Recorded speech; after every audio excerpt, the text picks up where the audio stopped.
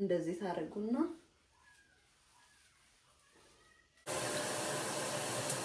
ከዚህ ትንሽዬ ከዚህ አረጋለሁ። ሰላም ሰላም፣ ጤና ይስጥልኝ ውድ ቤተሰቦቼ፣ እንደምን አላችሁ? እንደምን ቆያችሁኝ? እግዚአብሔር ይመስገን በጣም ደህና ነኝ። ሁላችሁም በያላችሁበት እግዚአብሔር ፍጹም ሰላም፣ ፍቅር፣ ጤና ከሁላችሁም ጋር ይሁን። ፈጣሪ አምላክ ኢትዮጵያ ሀገራችንን፣ ዓለማችንን ሁሉ የማያልቅ ሰላም ይስጥልን እያልኩኝ ዛሬ እንግዲህ ከጥያቄዎቻችሁ መሃል አንዳንድ እየወሰድኩኝ እየመለስኩላችሁ ነው። አጠር አድርጌ ርዕሱ ላይ እንዳያችሁት በተለይ ሙስሊም የሆናችሁ እህቶቼ፣ እንደገና ደግሞ ማንኛውም ሌላ ክርስቲያንም ሆናችሁ ደግሞ ጸጉራችሁን በየቀኑ የምትታጠቡ፣ መስኪዬ እኔ ጸጉሬን በየቀኑ ነው የምታጠበው፣ በየ2 ቀኑ በየ3 ቀኑ፣ አንዳንዶቻችሁ ደግሞ ጸጉሬን በጣም ስለሚያሳከከኝ ቶሎ ቶሎ ነው የምታጠበው ያላችሁኝ ያላችሁ፣ ለዛ ምን ማድረግ አለብኝ? ሌላው ደግሞ እንደምታውቁት እኔ የባር ሶፕ ወይም ደግሞ የሳሙና የጸጉር መታጠቢያዎችን ነው የምጠቀመው ከበፊትም አይደለ መስኪዬ። ለኛ ሻምፖና ኮንዲሽነር ለምንጠቀመውስ? እንግዲህ እኔ የባር ሶፕ ስለተጠቀምኩ ብቻ ሁላችሁም ግዴታ የባር ሶፕ መጠቀም አለባችሁ አልልም፣ የለባችሁም። ሁላችንም የሚስማማንን የሚመቸንን ነው የምንጠቀመውና በአብዛኛዎቻችሁ ሻምፖና ኮንዲሽነር የምንጠቀም መስኪ እያላችሁኝ ያላችሁ፣ ዛሬ ከካስኮ ነው ሁለቱንም ይሄው ለእናንተ። የእነሱ እቃቸው በነገራችን ላይ በጣም ትልልቅ ነውና ሄድ ኤንድ ሾልደር አንዳንዴ ይሄ ለሚያሳክክ ቆዳ ምናምን የሚሆን እና ፔንት ምንድነው ስሙ ፔንቴን ሁለቱን ገዝቻለሁኝ፣ አሳያችኋለሁ። ይሄኛው ምንድነው በየቀኑ ስትታጠቡ እየተቀባው አሳያችኋለሁ። በመጀመሪያ ደረጃ በየቀኑ የምትታጠቡ ወይም ደግሞ ቶሎ ቶሎ የምትታጠቡ ጸጉራችሁን 2 ቦታ ወይ 3 ቦታ እንደዚህ ትሰሩታላችሁ። ይሄ ለምን ይጠቅማል? ሻምፖ አድርጋችሁ በሻምፖ በየቀኑ በምትታጠቡበት ሰዓት አንደኛ ወዙ እንዳይጠፋ፣ ወዙ እንዳይሄድ፣ ጸጉራችሁ እንዳይበጣጠስ፣ ፍራግሜንቴሽን አሁን ለምሳሌ መፈጋፈግ ነገር ሲኖር ስትታጠቡት ጸጉራችሁ የመበጣጠስ ሁኔታውን እንዲያቆም ያግዛችኋል። ስለዚህ እንደዚህ ትሰሩታላችሁ። ከዛ በኋላ ሻምፖ ተጠቃሚዎች ናችሁ በአብዛኛው አይደለ? ይሄኛው ለእናንተ ነው። ሳሙና እንደኔ የባር ሶፕ የምትጠቀሙ በዚሁ አይነት መንገድ መስራት ትችላላችሁ። የባር ሶፓችሁን አናታችሁን እንደዚህ አድርጋችሁ ትቀቡታላችሁ። በዚህ ያሳያችኋለሁ እኔ።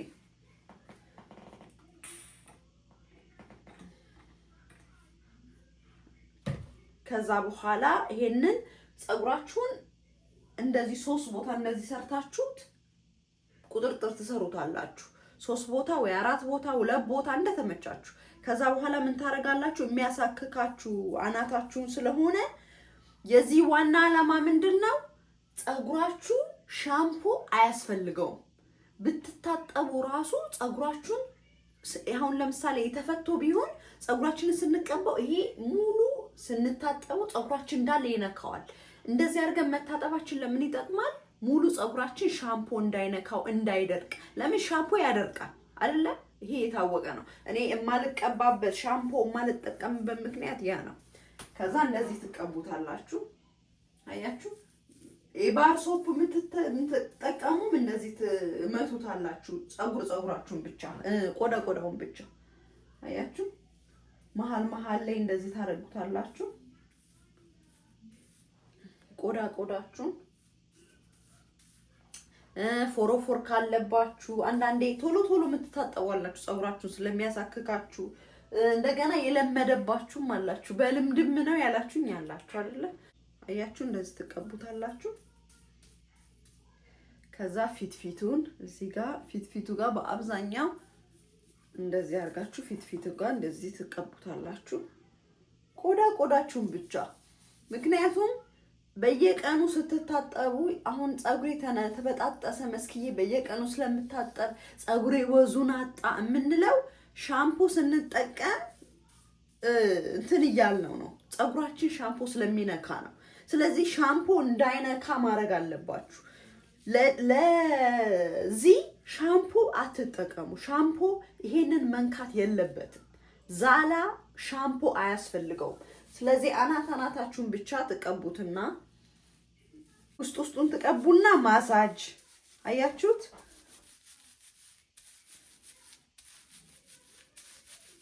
አያችሁ? ማሳጅ ታረጉታላችሁ። አያችሁ? ይሄንን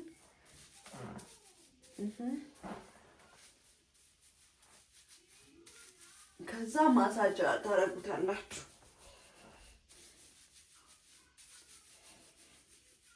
ውሃ ውስጥ ሆናችሁ ሙሉ ፀጉራችሁን አስገብታችሁ ስለምትታጠቡ ነው እኮ ፀጉራችሁ የሚደርቀው። አሁን ይሄ አልነካውም፣ አያችሁ?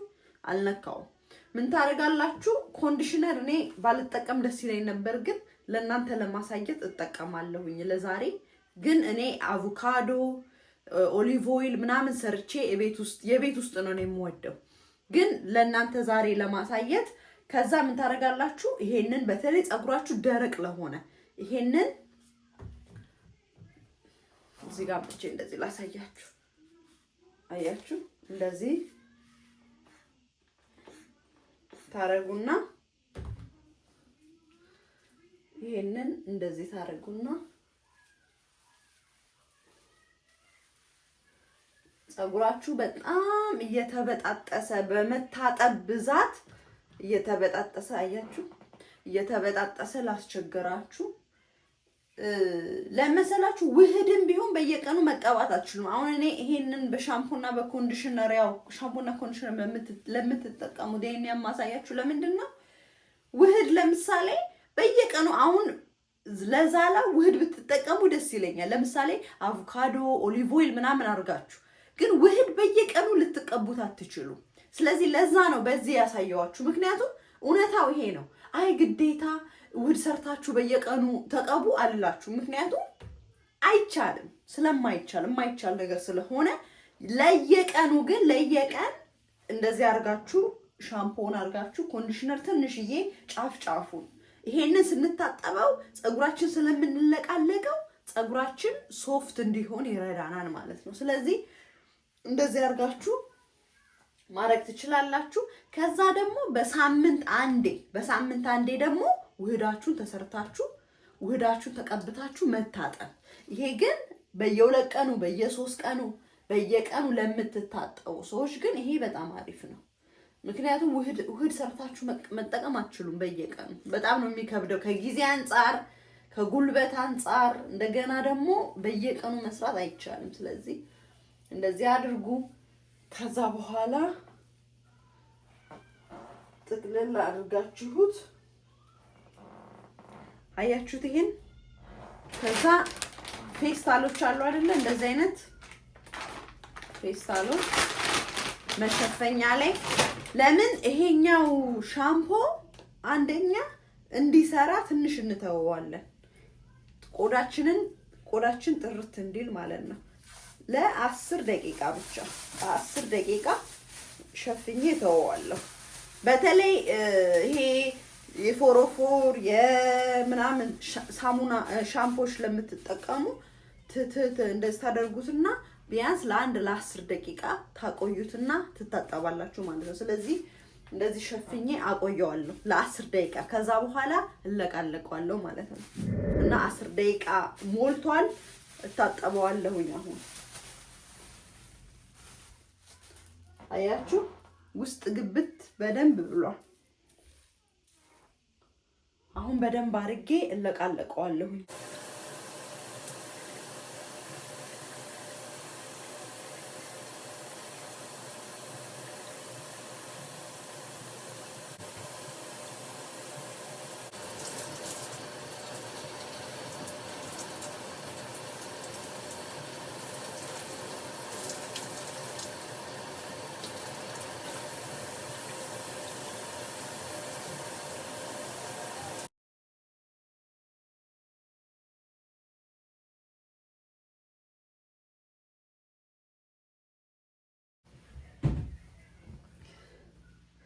አያችሁ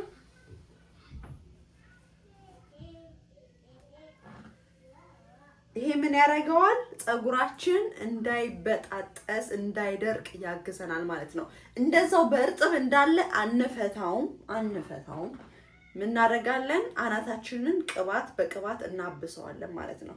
ውስጡን በዛ በመስመሩ ቅድም ሻምፖ በተቀባችሁበት መስመር ልክ ቅባት ትቀቡታላችሁ። እኔ ካስተር ኦይል ነው፣ እናንተ የፈለጋችሁትን መቀባት ትችላላችሁ፣ ችግር የለውም። ካስተር ኦይል በነገራችን ላይ ስትቀቡ ቀላቅላችሁ ቀቡት። ፀጉራችሁን ከተቀባችሁ ለአናታችሁ ችግር የለውም፣ ግን ፀጉራችሁን ከተቀባችሁ ቀላቅላችሁ፣ ምክንያቱም ወፍራም ነው በጣም አያችሁ፣ ወፍራም ነው፣ አይሆንም። ለፀጉር እንደዚህ ራሱ ስቀባ አይሆንም፣ ፀጉሬን በኋላ ልጥፍ ያደርገዋል። ከዛ አያችሁ አናታችሁ እንደዚህ አድርጋችሁ ቅብት፣ አናታችሁን ቅብት።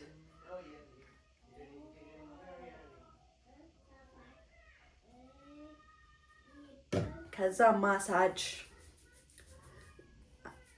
እንደዚህ ካደረጋችሁ ፀጉራችሁ ምንም አይሆንም።